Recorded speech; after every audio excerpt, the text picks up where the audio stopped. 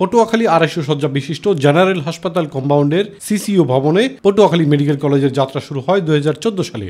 একই বছরে একনেকে ৫৪৬ কোটি টাকা ব্যয়ে পটুয়াখালী মেডিকেল কলেজ হাসপাতাল নির্মাণ প্রকল্প পাশ হয়। জমি অধিগ্রহণ জটিলতা কাটিয়ে ২০১৬ সালে শুরু হয় প্রকল্পের কাজ। ২০২০ সালে প্রকল্পের কাজ শেষ হওয়ার কথা থাকলেও কয়েক দফায় বাড়ানো হয় মেয়াদ, সাথে খরচ বেড়ে দাঁড়িয়েছে ৬৫১ কোটি টাকা। এদিকে ২৫০ শয্যা বিশিষ্ট জেনারেল হাসপাতালে বেড়েছে রোগীর চাপ। হাসপাতালটিতে প্রতিদিনের ধারণ ক্ষমতার প্রায় দ্বিগুণ রোগী ভর্তি থাকে। কাজ দ্রুত শেষ করে মেডিকেল কলেজের হাসপাতাল চালুর মাধ্যমে এটি ২৫০ শয্যা হাসপাতালে উন্নীত হলে স্বাস্থ্যসেবার মান বাড়বে বলে মনে করেন রোগী ও হাসপাতাল কর্তৃপক্ষ। ৫০০ বিশিষ্ট হসপিটাল থাকা সত্ত্বেও আমরা সেবাটা ভালোভাবে পাচ্ছি না। অত্যাধুনিক যন্ত্রপাতি থাকা সত্ত্বেও আমরা পটুয়াখালীবাসী স্বাস্থ্যসেবা থেকে বঞ্চিত। দেখা যায় অনেক রোগী এক সিটে ২ জন করে থাকতে আছে, এদের রোগীদের ভোগান্তি হয়।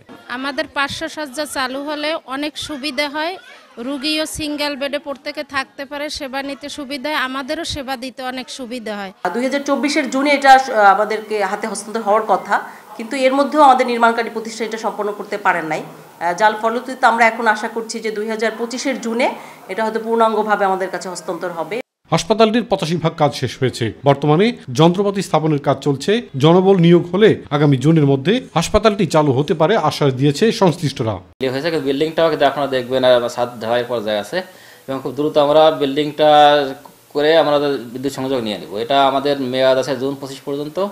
আশা করি এর অনেক আগেই আমরা হসপিটালটা চালু করতে পারবো। বৈদ্যুতিক বিষয়টা যদি আমাদের সমাধান হয়ে যায় তবে জুন ২০২৫-এর ভিতরে আমরা হাসপাতালের কার্যক্রম এবং হয়তো কিছুদিন আগে আমরা একাডেমিক ভবনের কার্যক্রম শুরু করতে পারব।